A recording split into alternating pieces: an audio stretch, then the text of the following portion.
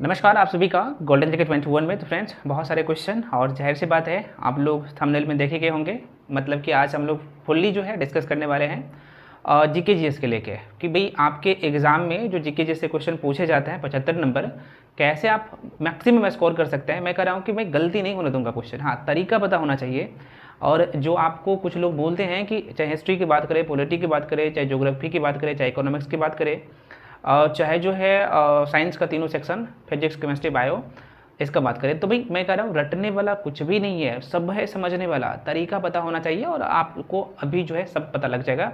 और मैं आपको इस वीडियो में ये भी बताऊंगा कि आपको कौन कौन से चैप्टर पढ़ना है, सब नहीं पढ़ना होता है, ध्यान से देखिएगा, ठीक है। देखिए मैं आपको थोड़ा सा याद दिला देता हूँ। मैं बात कर रहा हूँ ये स्पेशल जो है BSSC inter level, second inter level की जो वैकेंसी आई है, सेकेंड इंटर लेवल 2023 का रिगार्डिंग। और इसमें सीटों की संख्या आप सबको पता है, अभी जो है 12,199 सीट हो गया है। तो ये सुनहरा मौका है, ठीक है। ध्यान से देखिएगा और एक एक करके हम लोग चर्चा करने वाले हैं और सारा डाउट आपका क्लियर कर दूंगा। देखिए आपके एग्ज़ाम में भाई साहब मैंने आपको बताया था, मैं एक बार चेक कर लेता हूँ कि आवाज़ यहाँ पे जा रहा है कि नहीं। बिल्कुल ठीक है, सब ठीक है, एक मिनट रुकिए। ये देखते हैं, है ना। तो आपके एग्ज़ाम में 150 क्वेश्चन होगा और ये जो 150 क्वेश्चन है, 150 क्वेश्चन में मैंने आपको हालांकि ये पहले भी बता दिया, मैं थोड़ा सा एक बार और आपको याद दिलाता हूँ। हालांकि ये फुल्ली मैं डिस्कस करने वाला हूँ जीके जीएस के लेके, ठीक है। मैं चैप्टर भी बता दूंगा, टॉपिक भी बता दूंगा, कितना टॉपिक आपको पढ़ना है, बस इतना ही पढ़ना है, जितना मैं बता दे रहा हूँ उतना ही करना है। और ये मैं किस आधार पर बता रहा हूँ, तो आप प्रीवियस ईयर का क्वेश्चन पेपर उठा के जाके देखिएगा, फिर पता लग जाएगा, ठीक है। तो यहाँ पे मैंने आपको बताया कि यहाँ पे 75 नंबर जो है आप लोगों का जीके जीएस से आएगा। मतलब कि 75 नंबर में जो है आपका जीके का 50 क्वेश्चन रहेगा, 50 क्वेश्चन। और जीएस का जो है यहाँ पे 25 क्वेश्चन रहेगा, जो कि मैं आपको बता दिया। अब यहाँ पे देखिएगा तो ये है मैथ्स का जो कि आपके एग्जाम में 25 क्वेश्चन। और यहाँ पे मैं लिख देता हूँ रीजनिंग, ठीक है, रीजनिंग का 50 नंबर, ठीक है। ये तो आपको पता है। अब यहाँ पे हम लोग यहाँ इसके बारे में जो है एक एक करके डिस्कस करने वाले कि भाई यहाँ से कैसे आप ये 75 में जो है मैं कह रहा हूँ लगभग 70 प्लस स्कोर कर, सही सुन रहे हैं, 70 प्लस स्कोर कर सकते हैं। आपको तरीका पता होना चाहिए और ये सारे तरीके मैं बताऊंगा, ठीक है। यहाँ पे गिना चुना टॉपिक है जो कि आपको पढ़ना होता है। मैं थोड़ा सा इसे इरेज कर लेता हूँ, मिटा लेता हूँ, उसके बाद मैं आपको आगे बताता हूँ एक एक करके, ठीक है भाई। देखिएगा आपको जो डराते हैं ना जो लोग, डरना नहीं है, मैं कह रहा हूँ डरना नहीं है, आपको तरीका पता होना चाहिए। करने वाले स्कोर करते हैं। देखिएगा भाई साहब, अगर मैं बात करूँ यहाँ पे देखिएगा आर्ट्स वाले सेक्शन का, यहाँ पे देख लीजिएगा इसमें कौन कौन से चैप्टर आपको पढ़ना ही पढ़ना है। तो पहले तो आपको ये पता होना चाहिए कि आर्ट्स वाले सेक्शन में आपको ये कौन कौन सा सेक्शन पढ़ना है, ठीक है। तो पहले यहाँ पे मैं लिख लेता हूँ ज्योग्राफी, है ना, भूगोल। जो कि आपके एग्जाम में ज्योग्राफी की अगर मैं बात करूँ, इंडियन और वर्ल्ड ज्योग्राफी दोनों की मैं बात करूँ, तो आपके एग्जाम में यहीं पे लिख देता हूँ नीचे में। तो आपके एग्जाम में 12 से 15 क्वेश्चन तक रहता है, ठीक है। अब यहाँ पे देखिएगा अगला जो स्कोरिंग सेक्शन है आपका हिस्ट्री। मैं बताऊंगा इसके लिए कौन कौन से चैप्टर पढ़ना है। हिस्ट्री की भी बात करें तो यहाँ भी जो आपके एग्जाम में 12 से 15 के आसपास में क्वेश्चन अब जो है पूछने लगे हैं। और यहाँ पे अगला सेक्शन है आपका पोल साइंस, है ना, और यहाँ से भी जो है 9 से 10 क्वेश्चन रहते हैं। और अगला सेक्शन है आप लोगों का यहाँ पे इकोनॉमिक्स, और यहाँ से भी जो है 8 से 9 क्वेश्चन। और अगला सेक्शन है आप लोगों का करंट अफेयर्स, जहाँ से जो है 12 से 15 क्वेश्चन रहता है। ये आपका जो है आर्ट्स वाले सेक्शन का पैटर्न रहा है। अब आपके मन में क्वेश्चन आएगा सर आप यहाँ पे एक एक करके बता दीजिए, यही तो बताने के लिए आया हूँ, है ना, और तरीका भी पता होना चाहिए आपको। देखिएगा ये जो आप देख रहे हैं ज्योग्राफी की बात करें, भूगोल की यहाँ पे मैं बात कर रहा हूँ, है ना, ऐसे हिंदी में भूगोल कहते हैं भाई साहब। ज्योग्राफी की बात करें तो इसमें हम लोग इसे 2 भागों में बांट के पढ़ते हैं, ठीक है। एक तो आपका यहाँ पे लिख देता हूँ भारत का भूगोल, इंडियन ज्योग्राफी, भारत का भूगोल। तो भारत का भूगोल की बात करें ना, तो ये जो आप क्वेश्चन की संख्या जो मैंने आपको बताया कि 12 से 15 क्वेश्चन रहता है, तो लगभग जो है 8 से 9 क्वेश्चन। कितना क्वेश्चन, तो यहाँ पे लिख देता हूँ 8 से 9 क्वेश्चन यहीं से आ जाता है। और आपको यहाँ पे पता है चैप्टर जो पढ़ना है, यहाँ पे सिर्फ 5 चैप्टर पढ़ना है, 5 ही चैप्टर, उसके अलावा कुछ पढ़ना ही नहीं होता है। ये 5 चैप्टर कौन कौन सा। और आप लोग रटते रहते, भैया रटना नहीं है, मैं कह रहा हूँ ज्योग्राफी को तो रटना बिल्कुल नहीं है। आप चाहे दरा रट रहे हैं, चाहे रिवर नदियाँ रटते हैं, चाहे जो यहाँ पे भारत के साथ जो अलग अलग कंट्री अपना सीमा साझा करता है उसको रटते हैं। भाई कुछ भी रटना नहीं है, विथ डायग्रामिकली आपको सब कुछ समझना है ना, और मैं आपको सब समझा दूंगा, घबराना नहीं है ना। तो अब यहाँ पे जरा सा देखिएगा, इसमें आपको ये जो मैं आपको जो 5 चैप्टर बताया, तो ये 5 चैप्टर कौन कौन सा है जरा सा देखना। तो पहला जो चैप्टर आप लोगों का है भारत का जो है, आपको पता है यहाँ पे भारत का आप चाहे तो लिख सकते हैं सामान्य परिचय,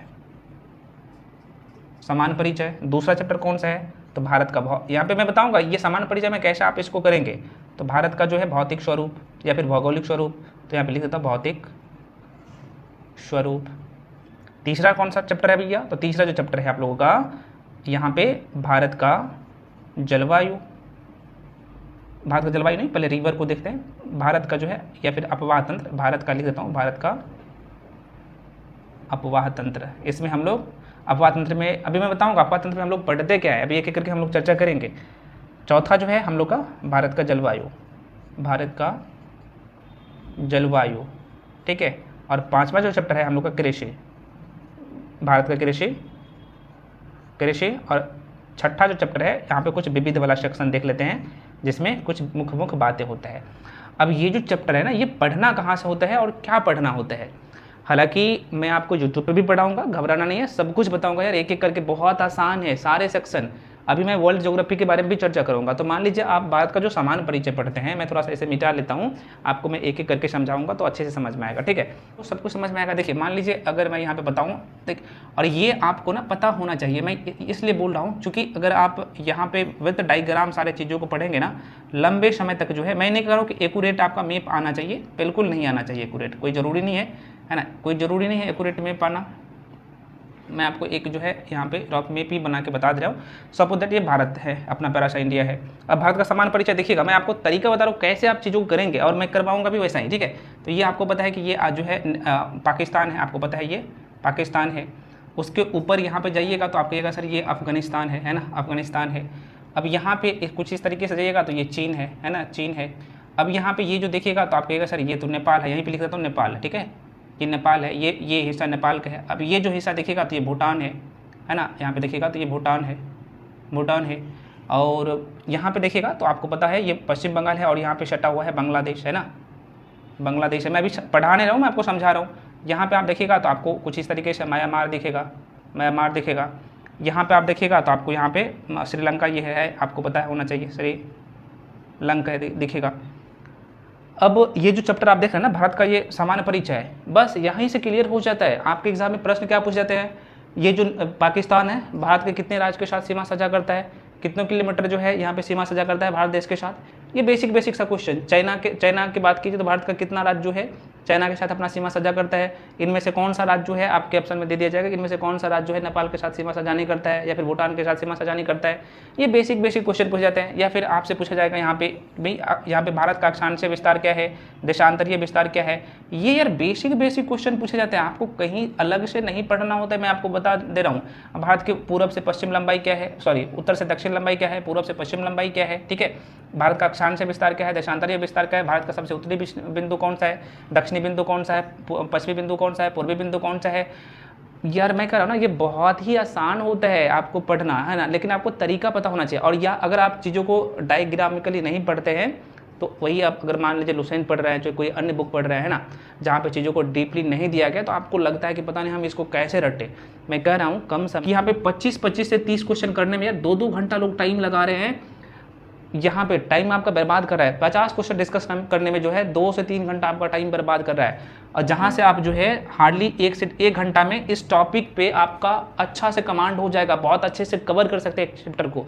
वहाँ जो है आपको 40 से 50 क्वेश्चन डिस्कशन करने में 3-3 घंटा मैं देखता हूँ, 2 घंटा 3 घंटा आपका टाइम बर्बाद हो रहा है। तो ये क्या है, आपका टाइम का बर्बादी है। तो यही मैं आपको कह रहा हूँ कि आपका सही टाइम में सही अप्रोच, सही दिशा आपको पता होना चाहिए, और सही कंटेंट आपके पास होना चाहिए। अगर नहीं होगा तो इस रेस में आप नहीं जीतिएगा। मैं कह रहा हूँ, मैं हालांकि किसी का यहाँ पे वो नहीं कर रहा हूँ, क्रिटिसाइज़ नहीं कर रहा हूँ, हम आपके हित के लिए हमेशा बात करता हूँ, ठीक है। मैं देखा यार, अपने आंखों से देखा हूँ, लोग लंबे समय से इंतजार कर रहे हैं, और वह जो गलती वो किए हैं वही गलती को बार बार दोहराते हैं। आपको नहीं दोहराना है, मैं कह रहा हूँ नहीं दोहराना है, अच्छा से पढ़िए, ठीक है। मान लीजिए अगर आप यहाँ पे भारत का भौतिक स्वरूप को पढ़ते हैं तो आप कितना रटिएगा, अब यहाँ पे मान लीजिए हम लोग क्या करते हैं, जैसे पर्वत को पढ़ते हैं तो भाई रटने बैठते हैं। यहाँ पे देखिएगा तो ऊंचाई के आधार पे पर्वत को जो है यहाँ पे 4 भागों में बांट के पढ़ते हैं। अब नदी जो है, नदी के आधार पे भी जो है, रिवर के आधार पे भी हिमालय पर्वत को हम लोग 4 भागों में बांट के पढ़ते हैं। तो आप विद डायग्राम सब कुछ करिए ना। मान लीजिए आप रिवर, यहाँ पे आप भारत का अपवाह तंत्र पढ़ते हैं तो हम लोग क्या करते हैं भाई, सिंधु नदी तंत्र यहाँ पे पढ़ेंगे, है ना। उसके बाद यहाँ पे गंगा नदी तंत्र को पढ़ेंगे, यहाँ पे ब्रह्मपुत्र नदी तंत्र को यहाँ पे पढ़ेंगे, और यहाँ पे दक्षिण भारत का जो नदियाँ है उसको पढ़ेंगे। तो सबका तो यार सिस्टम है ना पढ़ने का, रटने वाली चीज़ कुछ है ही नहीं। मैं फिर से कह रहा हूँ, जो लोग ये आपको कह रहे हैं ना, अब मान लीजिए आप मिट्टी पढ़ रहे हैं, भारत का मिट्टियाँ पढ़ते हैं यहीं पे, तो यह कहाँ से पढ़ना होता है, मैप से ही तो आपको सब कुछ क्लियर करना है। तो फिर से कह रहा हूँ, तरीका आपको पता होना चाहिए, और सही तरीका, सही अप्रोच जब तक आप नहीं फॉलो करिएगा लंबा टाइम लग जाएगा, और हो सकता है कि ये भी मौका आपके हाथ से निकल जाए, ठीक है। तो हालांकि मेरा मोटिव ये है कि आप लोगों को बता रहे हैं कि कैसे क्या करना है। अब यहाँ पे कुछ लोग क्या करते हैं, जो अक्षांशीय ये विस्तार और देशांतरीय विस्तार, तो वहाँ पे आपको सब कुछ मिल जाएगा। मान लीजिए आप सोलर सिस्टम पढ़ रहे हैं तो 6ठी क्लास की तो एनसीईआरटी में ये बहुत अच्छे तरीके से दिया गया है, ठीक है ना। हाँ, अगर आप खुद से बुक पढ़ने चाहते हैं तो आपको क्या होगा कि भाई टाइम लग जाएगा, है ना, अगर आपका समझ अच्छा नहीं है। और हाँ, अगर आपको सही से गाइड करने वाले अच्छे मिल जाते हैं तो जाहिर सी बात है, जो चीज़ आप 2 से 3 दिन में करेंगे वो 1 घंटा में आपको पूरा हो जाएगा। मेंटर का बस इतना सा काम है, ठीक है। तो बस मैं कह रहा हूँ, सही अप्रोच, सही दिशा आपको पता होना चाहिए मेरे भाई, ठीक है। तो ज्योग्राफी मैंने आपको बता दिया, अगर इतना कर लेते, बस इतना ही सा चैप्टर पढ़ना होता है ना, इतना सा ही। भारत की जलवायु को लेकर लोग डरते हैं, मैं इस अच्छे तरीके से ना विद डायग्राम आप जिंदगी भर कभी नहीं भूलिएगा। चाहे भारत की अपवाह तंत्र हो, भारत की जलवायु हो, भारत का भौतिक स्वरूप हो, भारत का सामान्य परिचय, ये तो सबको पता होता है ना। तो एक एक करके हम लोग हालांकि सब डिस्कस करने वाले, तो इंडियन ज्योग्राफी में इतना ही पढ़ना होता है, मैं सब कुछ बता दूंगा। अच्छा, आप लोग टेलीग्राम पे जाके जुड़ जाइए, मैं कंप्लीट पीडीएफ इसका दे दूंगा, कौन कौन से चैप्टर यहाँ पे मैंने बताया वहाँ पे पूरा लिख के दे दूंगा, तो वहाँ से आप फॉलो कर सकते हैं, ठीक है। अब मैं थोड़ा सा इसे मिटा लेता हूँ, उसके बाद इंडियन ज्योग्राफी का हो गया, वर्ल्ड ज्योग्राफी के बारे में थोड़ा सा हम लोग चर्चा कर लेते हैं, ठीक है। उसके बाद आ जाएंगे अगले सेक्शन पे। बहुत सारे आप लोग का क्वेश्चन आ रहा था कि सर आप बता दीजिए क्या करना है, तो भाई कोई बात नहीं, हम आपको बताएंगे, क्योंकि आप इस फैमिली का मेंबर है, तो मेरा दायित्व बनता है कि आपको चीज़ों को अच्छे से करना है, ठीक है। कोई हवाबाजी नहीं करना, अच्छे से पढ़ना है। देखिए, वर्ल्ड ज्योग्राफी में मैं आपको बताया, फिजिकल ज्योग्राफी में 3 से 4 चैप्टर पढ़ना होते हैं, ठीक है। 3 से 4 चैप्टर आपको मैं इसका पीडीएफ दे दूंगा। और यहाँ पे आप लोग क्या करते हैं कि अगर मैं बात करूँ इसके लेके, है ना, जैसे महाद्वीप हम लोग पढ़ते हैं ना, मैं ये नहीं बोल रहा हूँ कि आपका एक्यूरेट यहाँ पे क्या होना चाहिए कि भाई मैप आना ही चाहिए, नहीं, मैं कभी नहीं बोल रहा हूँ एक्यूरेट मैप आना चाहिए। मैं आपको एक एग्जांपल के तौर पे बता रहा हूँ, ठीक है। तो ये मान लीजिए एशिया महाद्वीप है, आपको पता है, ये है यूरोप, आपको पता है, ये है अफ्रीका महाद्वीप, आपको पता है, ये ऑस्ट्रेलिया है, और यहाँ पे मैं एक ओवरऑली आपको मैं बता रहा हूँ, ठीक है। मेरा मैपिंग भी अच्छा है, ऐसा नहीं कि नहीं है। तो ये है, आपको पता है, उत्तरी अमेरिका है, ये दक्षिणी अमेरिका है, और यहीं पे महासागर को हम लोग पढ़ लेते हैं। तो भाई इसी को यार हम लोग तो पढ़ते हैं, और हम लोग क्या करते हैं, यहाँ पे इसको रटने बैठ जाते हैं। तो रटना नहीं है। मान लीजिए हम लोग फिजिकल ज्योग्राफी को पढ़ते हैं, तो फिजिकल ज्योग्राफी में 3-4 चैप्टर ही पढ़ना होते हैं। और रटना क्यों है, जब हम चीज़ों को डायग्रामिकली करेंगे तो क्यों रटना है। तो इसलिए तो कह रहा हूँ, रटने की जरूरत है ही नहीं। मैं कह रहा हूँ ना, चाहे आपका ज्योग्राफी हो, चाहे हिस्ट्री हो, चाहे पॉलिटी हो, और चाहे इकोनॉमिक्स हो, ये रटने वाली चीज़ कुछ है ही नहीं, ठीक है। तो आपको एक एक करके मैं सब कुछ बता दूंगा, घबराने की जरूरत नहीं है। तो ज्योग्राफी के लेके मैंने आपको सब कुछ, उसका कौन कौन से चैप्टर पढ़ना है मैं टेलीग्राम पे डाल दूंगा, तो वहाँ से आप जाके कर सकते हैं, ठीक है। अब आगे बढ़ जाते हैं भाई साहब, आइए एक एक, क्योंकि टाइम नहीं लूँगा, बहुत ज़्यादा टाइम लग जाएगा, नहीं पूरे डिटेल में चर्चा करूँगा तो बहुत लंबा टाइम लग जाएगा, ठीक है। अब यहाँ पे हम लोग बात करते हैं हिस्ट्री के लेके, इतिहास के लेके जो आप डरते हैं ना। अब देखिएगा इतिहास में कौन कौन से चैप्टर पढ़ना, सबको यहाँ पे लगता है कि सर इतिहास तो बहुत बड़ा है, इतिहास सबसे छोटा है। देखिए इतिहास का जो है यहाँ पे 12 से 15 क्वेश्चन आते हैं, इसका दायरा कभी कभी बढ़ भी जाता है, तो लेकिन 12 से 15 मान के चलते हैं, है ना। तो आपको देखो सब कुछ नहीं पढ़ना होता है इतिहास में, देखिएगा जरा सा। इतिहास में भी यहाँ पे सीमित जो है चैप्टर है। जैसे मान लीजिए आप प्राचीन भारत का इतिहास पढ़ते हैं, यहाँ पे लिख देता हूँ प्राचीन भारत आप पढ़ते हैं, और यहाँ पे मध्यकालीन लिख देता हूँ, मध्यकालीन, और यहाँ पे लिख देता हूँ आधुनिक, आधुनिक, ठीक है। सब चैप्टर नहीं पढ़ना है। प्राचीन भारत के इतिहास में अगर मैं बात करूँ तो यहाँ से, हालांकि हम लोग प्राचीन भारत के इतिहास में प्रागैतिहासिक काल से शुरू करते हैं। आगे कुछ बुक में, चाहे लुसेंट पढ़िएगा, तो वहाँ पे आपको पहले प्राचीन भारत के इतिहास के जानने के लिए जो अलग अलग स्रोत है, जैसे आपको पता है कि यहाँ पे धार्मिक ग्रंथ है ना, तो धार्मिक ग्रंथ को हम लोग देख लेते हैं। उसके बाद पहला स्रोत है, मुख्य 4 स्रोत है। उसके बाद यहाँ पे जो है ऐतिहासिक ग्रंथ है ना, ऐतिहासिक ग्रंथ को देख लेते हैं। उसके बाद यहाँ पे विदेशियों का विवरण देख लेते हैं, जो कि हालांकि ये मैं भी आपको बताया था, विदेशियों का विवरण और पुरातत्व संबंधी साक्ष्य, ये कुछ बेसिक सी बात है। तो ये आपको आगे भी मिल जाता है, ये आपको अलग से नहीं पढ़ना होता, अलग से शुरू होता है। ये होता है प्रागैतिहासिक काल से। कहाँ से? प्रागैतिहासिक काल से, ठीक है, ये शुरू होता है। दूसरा चैप्टर हम लोग का होता है हड़प्पा सभ्यता, हड़प्पा सभ्यता। तीसरा होता है यहाँ पे वैदिक सभ्यता, वैदिक सभ्यता।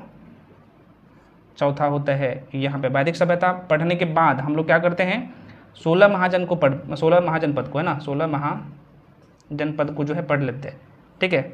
अब 16 महाजन पढ़ने के बाद यहीं पे हम लोग मगध राज का उत्कर्ष, मगध राज का उत्कर्ष इसे पढ़ लेते हैं। उसके बाद यहाँ पे क्या होता है, हम लोग मौर्य वंश को पढ़ लेते हैं, या फिर मौर्य वंश, मगध राज के उत्कर्ष से पहले आप चाहे तो यहाँ पे प्राचीन भारत का, प्राचीन भारत का धार्मिक आंदोलन, धार्मिक आंदोलन। अच्छा, प्राचीन भारत के धार्मिक आंदोलन में हम लोग पढ़ते हैं बौद्ध धर्म के बारे में, जैन धर्म के बारे में, उसके बाद यहाँ पे वैष्णव धर्म के बारे में, शैव धर्म के बारे में, ईसाई धर्म के बारे में, इस्लाम धर्म के बारे में यहाँ पे पढ़ लेते हैं, ठीक है।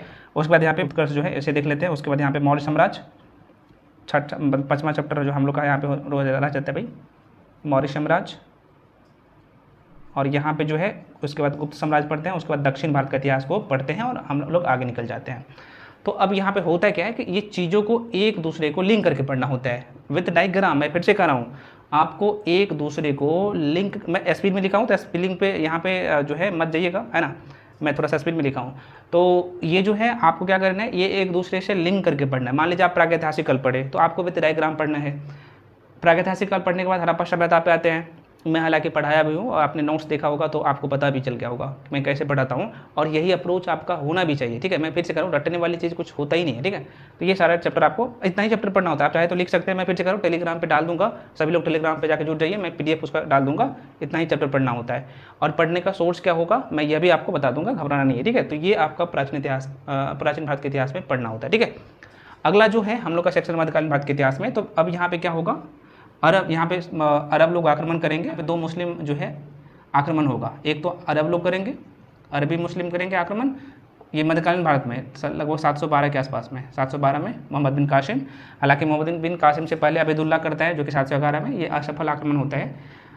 फाइनली जो है सफल रूप से मोहम्मद बिन कासिम 712 ईस्वी में आक्रमण करता है। तो 2 मुस्लिम आक्रमणकारी भारत पर आक्रमण करता है। मैं मध्यकालीन भारत का बात कर रहा हूँ। एक तो अरबी हो गया और दूसरा जो है कौन सा हो गया, तो आप कहिएगा सर तुर्क जो है मुसलमान जो है आक्रमण करता है, ठीक है। तो अरबी में हम लोग मोहम्मद बिन कासिम के बारे में पढ़ लेते हैं, कासिम के बारे में, ठीक है। और यहाँ पे जो है तुर्क में हम लोग मोहम्मद गजनी के बारे में पढ़ते हैं पहले। गजनवी भी कई जगह लिखा रहता है, गजनवी। और दूसरा जो रहता है ये मोहम्मद गौरी, मोहम्मद गौरी।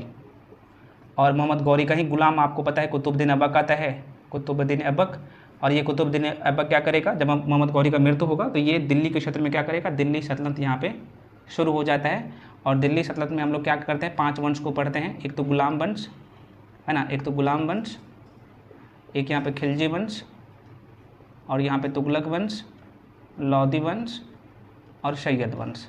बस काम खत्म। अब यहाँ पे जो मैं फिर से कह रहा हूँ, ये एक दूसरे से लिंक करके पढ़ना है ना। अब जैसे यहाँ पे लोधी वंश का तो अंतिम जो यहाँ पे बादशाह होते हैं, बादशाह नहीं कहा जाए, सुल्तान कहा जाए, जो इब्राहिम लोधी। तो अब क्या करेगा, बाबर, यहाँ पे दोनों के बीच में, इब्राहिम लोधी और बाबर के बीच में पानीपत का प्रथम युद्ध होता है 1526 में। अब यहाँ पे क्या होगा, दिल्ली सल्तनत का काम खत्म होगा और यहाँ पे अब दिल्ली वाला क्षेत्र में अब मुगल काल का जो है स्थापना हो जाएगा। अब यहाँ पे स्थापना होगा तब अब आपको पता होगा मुगल बादशाह में भी यहाँ पे 6 बादशाह आएगा, बाबर से शुरू होगा और 1526 से लेके 1707 तक औरंगजेब तक, है ना, औरंगजेब तक हम लोग आएंगे। और 1707 में जैसे ही औरंगजेब का जो है मृत्यु होगा तब जो है यहाँ से आधुनिक भारत का दौर शुरू हो जाता है। जैसे यहाँ पे मृत्यु होगा औरंगजेब का तो उत्तरवर्ती मुगल काल यहाँ पे शुरू होता है और यहीं से हम लोग आधुनिक भारत का इतिहास को शुरू करते हैं। तो भाई आप देखिएगा तो 1707 से लेके 1947 तक हम लोग आधुनिक भारत के इतिहास में इसे जोड़ के पढ़ते हैं। तो यार एक दूसरे को लिंक करके पढ़ना होता है। मैं फिर से कर रहा हूँ, तो यहाँ पे मैंने आपको बताया कि आपको ना, फिर से मैं कह रहा हूँ, आपको ऐसा ही लिंक करके पढ़ना है ताकि एग्जाम में किसी भी एंगल से क्वेश्चन आए, क्वेश्चन मिस ना हो। और बिल्कुल नहीं होगा आपको तरीका, और ये आपको अभी लग रहा होगा कठिन, आपको अभी कठिन लग रहा होगा कि सर पता नहीं आप तो पढ़े हैं, आप फैकल्टी है तो आपको आसान लग रहा है, नहीं आसान नहीं लग रहा, आपको भी आसान लगेगा जब आपका सही अप्रोच रहेगा ना, सही तरीका पता होगा, सही कंटेंट आपको मिलेगा, आपका सही जो है यहाँ पे गाइडेंस मिलेगा, तो आप भी आराम से चीज़ों करिएगा, ठीक है। तो ये बहुत आसान होता है, ठीक है। तो ये मध्यकालीन भारत के इतिहास में जितना चैप्टर में बताया, आपके कहिएगा सर कि मध्यकालीन भारत के इतिहास में यहाँ पे धार्मिक आंदोलन नहीं पढ़ना होता है, पढ़ना होता है यहाँ पे, है ना। यहाँ पे भी हम लोग मध्यकालीन भारत के इतिहास में भी देखते हैं, तो ये यहाँ पे भी क्या होता है, धार्मिक आंदोलन को पढ़ते हैं, और आधुनिक भारत के इतिहास में भी धार्मिक आंदोलन को पढ़ते हैं, ठीक है।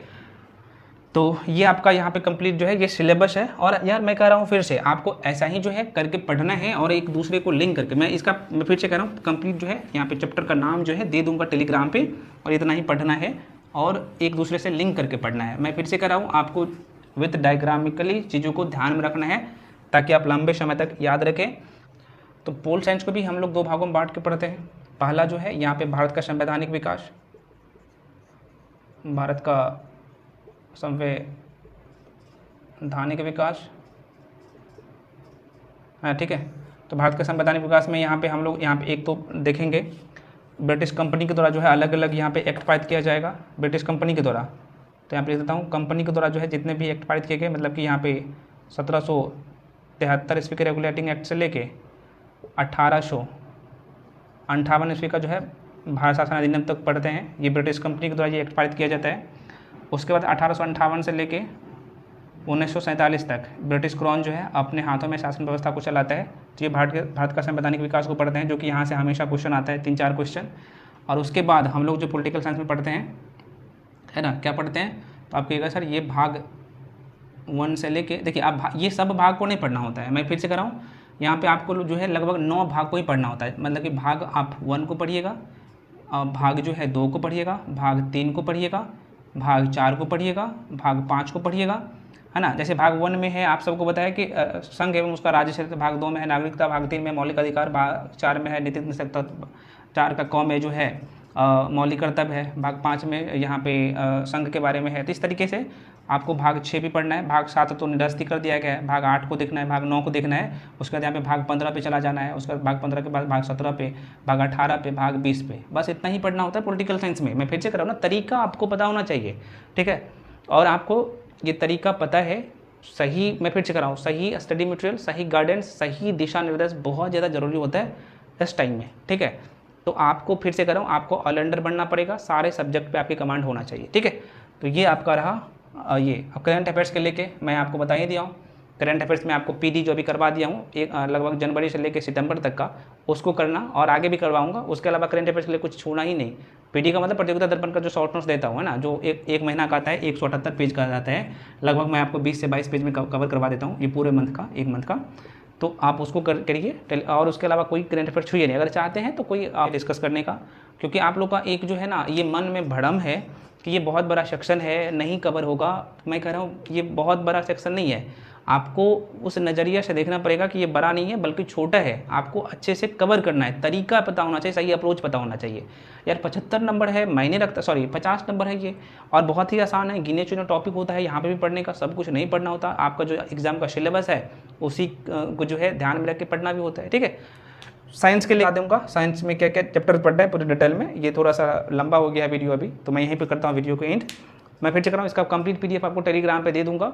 और हाँ, जो लोग पढ़ना चाहते हैं मेरे साथ क्लास, आप सबको पता है बीएसएससी इंटर लेवल का ये कंप्लीट पैकेज है। इसमें आपको 1099 रुपये में कंप्लीट मैं आप लोगों के लिए कोर्स लेके आया हूँ। तो जो लोग आना चाहते हैं भाई आ सकते हो, है ना। तो ये आपको कंप्लीट पैकेज मिलेगा और एकदम आसान शब्दों में सब कुछ समझा दूंगा। बिल्कुल नहीं आपको ये दिमाग में जोर लेना है कि हम कैसे कवर करेंगे, एकदम जीरो से मैं सब कुछ पढ़ाऊँगा और आपके दिमाग में सब कुछ सेट कर देंगे। रटने वाला यहाँ पे काम ही नहीं होता है, मैं आपको पहले भी बता चुका हूँ। चाहे हिस्ट्री हो, चाहे पॉलिटी हो, चाहे ज्योग्राफी हो, ये सब चीज़ सेट कर देंगे और आराम से सब कुछ समझ में आएगा, ठीक है। तो ये कंप्लीट, इसमें आपको ऑल सेक्शन मिल जाएगा, मैथ भी, रीजनिंग भी, जीके, जीएस, ऑल सेक्शन का आपको वीडियो, पीडीएफ और जो भी डाउट होगा वो, और ये सारे क्लासेज आपको रिकॉर्डेड फॉर्म में मिलेगा, ध्यान रखिएगा, ठीक है। रिकॉर्डेड फॉर्म में सारे क्लासेस मिलेगा। तो जो भी जानकारी लेना है कोर्स रिगार्डिंग 9341766130, ये स्पेशल बिहार में जो एसएससी की भर्ती है, बीएसएससी का, बिहार एसएससी का, है ना, 12,199 जो पद है उसके लिए है। तो जो भी जानकारी लेना है इस नंबर पे कॉल करके इन्फॉर्मेशन ले सकते हैं। पेमेंट आपको करना होगा इस नंबर पे 7319 924130, ठीक है। इस नंबर पर पेमेंट करना है और ऊपर वाला नंबर पर उसका स्क्रीनशॉट करके भेजना है ना। और उसके बाद अपना नाम और डिस्ट्रिक्ट लिख के भेजेगा, उसके बाद एड कर दूंगा, ठीक है। हालांकि स्क्रीन पे भी लगा दिया हूँ, जो लोग इच्छुक है आ सकते हैं, ठीक है। ऑलरेडी यहाँ पे बहुत कम फी रखा हूँ, आप देख सकते हैं। नहीं चलेगा, आपका कंसेप्ट अच्छा होना चाहिए और चीज़ों पे पकड़ अच्छा से होना चाहिए और ध्यान में कैसे रहेगा ये सबसे मायने रखेगा, है ना। क्योंकि आपको ऐसे क्या फ़ायदा मिलेगा जब तक आपके एग्ज़ाम में फ़ायदा ना आए, है ना। तो इसलिए आपको इस तरीके से पढ़ना है जो कि आपके एग्जाम में फ़ायदा आए और आप मॉक टेस्ट सॉल्व करें तो आप मॉक टेस्ट में आप अच्छे नंबर लाए, ठीक है। तो ये तरीका आपको और अप्रोच यहाँ पे डेवलप करना होगा, जो कि जिस तरीके से कट ऑफ हाई जा रहा है तो आपको पता ही होगा, ठीक है। तो जो लोग इच्छुक हैं आ सकते हैं। हाँ, मेरे कोर्स में आपको 110 नोट्स, वीडियो, PDF सब मिलेगा। जो भी डाउट होगा वो क्लियर कर सकते हैं और जो भी चीज़ मैं पढ़ाता हूँ विथ डायग्रामिकली सब कुछ समझाता हूँ और पढ़ाता हूँ, ठीक है।